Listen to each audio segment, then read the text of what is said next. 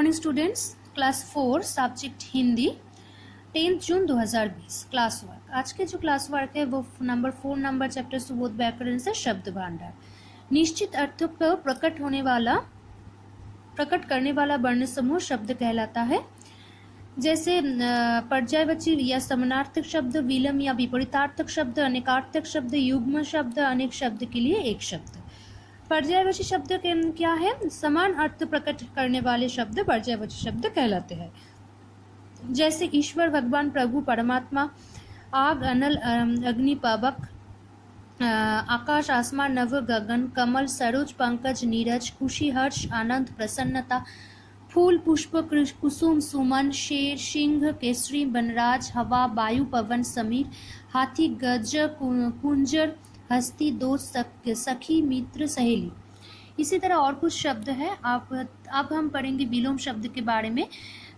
विलोम शब्द क्या है? जो शब्द एक दूसरे का उल्टा अर्थ देते हैं वे विलोम शब्द व विपरीतार्थक शब्द कहलाता है। जैसे गुण, अवगुण, योग्य, अयोग्य, ऊंचा, नीचा, न्याय, अन्याय, धर्म, अधर्म, प्रशंसा, निंदा, शुद्ध, अशुद्ध, समीप, दूर, मित्र, शत्रु, गुरु, शिष्य, जीवन, मरण, सरल, कठिन, शांति, अशांति, सुंदर, कुरूप और असुंदर, लाभ, हानि, पवित्र, अपवित्र, विजय या जीत, पराजय या हार, आरंभ, अंत, नया, नवीन, पुराना और प्राचीन, मोटा, पतला।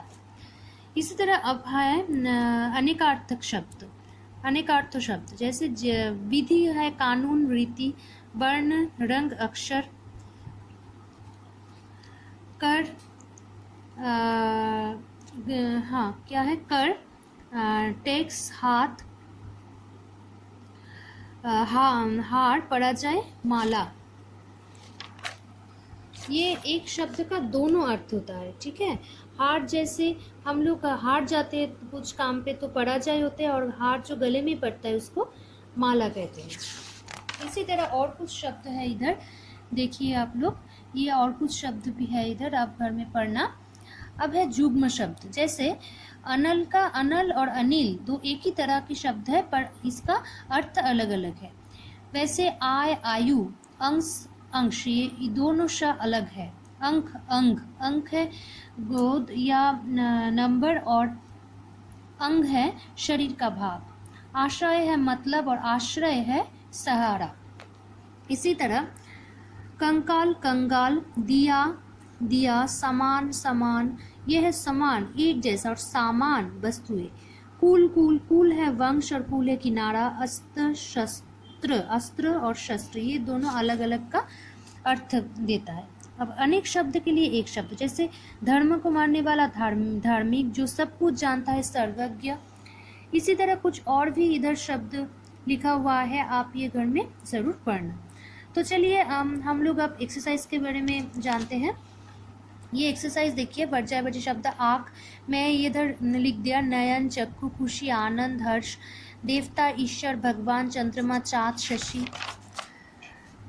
इसी तरह मैं ये भी लिख दिया आरंभ, अंत, पवित्र, अपवित्र। विलोम शब्द है धर्म, अधर्म, न्याय, अन्याय, योग्य, अयोग्य, ज्ञान, अज्ञान, सौभाग्य, दुर्भाग्य, जीवन, मरण। दो दो अर्थ, विधि, कानून, रीति, वर्ण, रंग, अक्षर। वर्ण का दो अर्थ होता है, जैसे रंग एक वर्ण है और अक्षर भी एक वर्ण है। कल, मशीन, और आने वाला दिन, या कल, पत्र, पत्ता और चिट्ठी। युग्म शब्द कुल और कुल दोनों का अर्थ अलग है। हम लोग कुछ समय पहले ही ये मैं आप लोगों को पढ़ाई थी, तो आप ये देख लेना क्या है। कुल, वंश, किनारा, कंगाल, गरीब, कंकाल, हड्डिया का खाचा, अनल, आग, अनिल, हवा, आश्रय मतलब, आश्रय, सहारा। इसी तरह कुछ शब्द जैसे अमन, बहुत ज़्यादा बोलता है, अमन बहुत बड़बला है। सुरेश चित्र बनाता है, सुरेश चित्रकार है। सीता सदा सत्य बोलती है, सीता सत्यवादी है, ठीक है। तो चलिए हम लोग अब संज्ञा के बारे में जानेंगे। संज्ञा के क्या है? किसी व्यक्ति, प्राणी, वस्तु, स्थान या भाव के नाम को संज्ञा कहते हैं, ठीक है।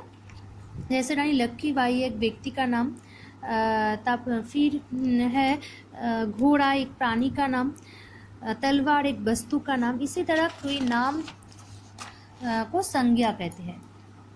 देखिए, व्यक्ति का नाम है, स्थान का नाम है, वस्तु का नाम है, जानवर का नाम है और भाव का नाम है। ये सभी संज्ञा है।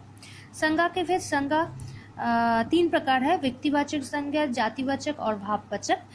इनके अलावा संज्ञा के 2 अन्य भेद है, जैसे द्रव्यवाचक और समुदायवाचक संज्ञा। ठीक है, तो ये सभी है आप लोगों की व्यक्तिवाचक संज्ञा। ठीक है, ये है व्यक्तिवाचक संज्ञा। किसी विशेष व्यक्ति, प्राणी, स्थान या वस्तु के नाम को व्यक्तिवाचक संज्ञा कहते हैं। उदाहरण है, ये सब उदाहरण है। जाति, किसी जाति को, फूल से में हम लोग को कोई स्पेसिफिक कोई फूल की पता नहीं चलता, बल्कि सारी फूल एक साथ को समझ में आता है कि फूल तो एक जातिवाचक संज्ञा है। किसान, सभी किसान के बारे में हम लोगों को पता चलते, तो ये है जातिवाचक संज्ञा। उदाहरण देखिए, कुछ उदाहरण इधर है, आप देख लें। फिर है भाववाचक संज्ञा, बुढ़ापा, बचपन, ये सभी है भाव, जैसे ईमानदारी, मित्रता, शत्रुता, लालिमा, लंबाई, ये सभी है भाववाचक। भाववाचक संज्ञा बनाना, गर्म, गर्मी, दुष्ट, दुष्टता, बच्चा, बचपन, देव, देवत्व, बालक, बालकपन, सफल, सफलता। ठीक है, और द्रव्यवाचक संज्ञा की कुछ उदाहरण है इधर, और समुदायवाचक संज्ञा की भी कुछ उदाहरण इधर है। नेक्स्ट है एक्सरसाइज, संज्ञा किसे कहते हैं, उदाहरण सहित समझाइए। किसी व्यक्ति, प्राणी, वस्तु, स्थान या भाव के नाम को संज्ञा कहते हैं। उदाहरण, भारत, नदी, सुंदरता। संज्ञा के प्रमुख भेद कौन कौन से हैं? संज्ञा के 3 भेद है, जैसे व्यक्तिवाचक, जातिवाचक और भाववाचक। इसके अलावा भी 2 और भेद हम लोगों को पता चलते हैं, जो एक है द्रव्यवाचक और दूसरे है समुदायवाचक। ठीक है, व्यक्तिवाचक और जातिवाचक संज्ञा में क्या अंतर है? व्यक्तिवाचक संज्ञा में किसी वस्तु या प्राणी का नाम होता है, पर जातिवाचक संज्ञा में पूरे जाति का नाम होता है। नेक्स्ट, द्रव्यवाचक और समुदायवाचक के उदाहरण है, द्रव्यवाचक चांदी, सेना, और समुदायवाचक सेना और कक्ष। ठीक है, रिक्त स्थान में उचित संज्ञा शब्द भरिए। मोर हमारा राष्ट्रीय पक्षी है। नई दिल्ली भारत की राजधानी है। पहाड़ों की सुंदरता मन मोह लेती है। नोटों पर महात्मा गांधी का चित्र छपा होता है। जन्मदिन पर उपहार पाकर राहुल को खुशी हुई। नेक्स्ट है भाववाचक, सुंदर, सुंदरता, मोटा, मोटापा, बालक, बालकपन, योग्य, योग्यता, ईमानदार, ईमानदारी, बुरा, बुरापा। नदी कौन सी संज्ञा है? नदी है जातिवाचक संज्ञा। मधुर, भाववाचक है मधुरता। व्यक्तिवाचक संज्ञा बनाइए, जैसे भारत, ये है व्यक्तिवाचक संज्ञा भारत। ठीक है, ये रहा आज के क्लास वर्क, और आप लोगों को कुछ स्पेलिंग में दे देती हूँ, जैसे जल भरा कटोरा से कृष्ण देव राय, अमरकंटक, यात्रा और प्रमुख। ये आप अच्छी तरह से घर में पढ़ना और लिखना अपने कॉपी पर। ठीक है, थैंक यू।